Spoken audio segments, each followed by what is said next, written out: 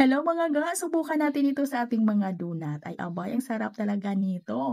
At sa ating video ngayon ay gagawa tayo ng 1 kilo recipe. Kaya tara na. At napakalambot nga naman yung ating dough ngayon. So dito sa ating mixing bowl, meron akong 1 kilo na first class flour. Lagyan ng 1 tablespoon ng yeast, half tablespoon na bread improver. Kung wala kayong mga bread improver ay okay lang naman, skip nyo na lang. Basta huwag lang masubrahan sa alsa yung ating dough. Pagkatapos niya nating mamix, maglagay ng 1 cup light brown sugar, 2 piraso na large na itlog, 1 tablespoon na rock salt, 1 cup na tubig at 1 cup evaporated milk at 1 tablespoon vanilla extra. At tinunaw ko lang yung asin at asukal bago ko binasa yung harina at hinalo lang yan ng mabuti. Pagkatapos naglagay na ako dito ng half cup margarine. Pwedeng gagamit ng shortening, pwede ding butter. At dito naman sa ating harina ay pwede na gagamit kayo ng all-purpose flour. At para kuminis ito ay pinadaan ko lang ito sa aking dough roller. At pagkatapos putulin ko agad sa 30 grams lang. Pagkatapos putulin ay agad ko na din huyang pinigura at nilapad. At huwag lang natin palaparin ng tudo ha, kunting lapad lang. Pagkatapos ay palsahin ko lang ito ng 1 hanggang 2 oras. At habang nagpapaalsa ng ating dough ay gagawa na tayo ng ating palaman. So dito sa ating saucepan mag-caramelize ako ng 1 cup na white sugar. At pag nagsimula ng natunaw ay saka simulan ko na din itong haluin. Haluin lang talaga natin yan hanggang sa maging dark yung kanyang kulay. At maglagay na tayo dito ng 2 tablespoon margarine. Pwedeng gagamit dito ng butter. At unawin ko muna yung margarine saka na ako maglagay dito ng 390 grams or 1 lata na condensed milk.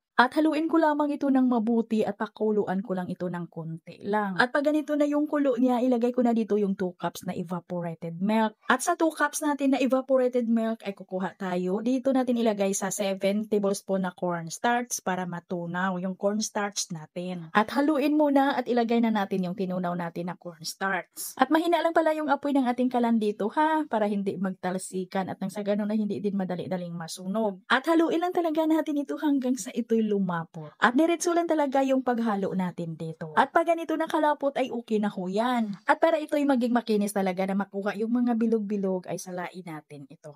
At iset aside palamigin muna. At ito na pagkalipas ng 1 oras at kalahati ay malaki na yung ating dough. Ay lutuin na natin ito sa mainit na mantika. At kahit na regular lang na mantika yung gamit natin dito mga ga, ay ang lambot ng ating dough. At katamtaman lang talaga yung apoy ng ating kalan dito ha. At sa ganun ay lutong-luto na hindi din masunog yung ating mga donuts.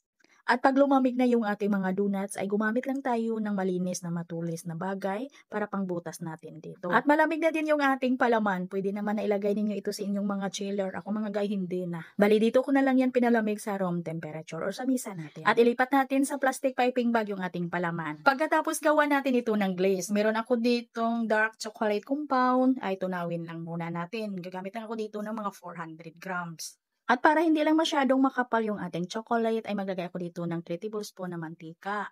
At tunawin natin ito sa double boiler method. Patong natin ito sa kumukulo na tubig. At mananatili lang na nakapatong yung ating chocolate dito sa mainit na tubig para hindi lang madaling mag-set yung ating chocolate habang nag-dip po tayo. At ito din yung ating palaman mga ginamit natin para pang toppings for design natin dito sa ibabaw. At kayo na bahala mga mag-design dito sa ibabaw ha. Ay pangit na mga design ko. At pwede natin itong ibenta ng 15 to 20 pesos. Depende sa dami ng palaman. Kasi mahal din yung ating caramel fudge.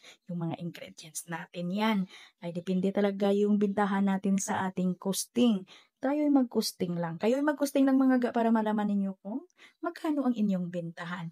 At hanggang dito lang yung ating video. Sana may natutunan naman kayo at sana po ay makagawa din kayo nito. Maraming salamat sa panunood at bye-bye!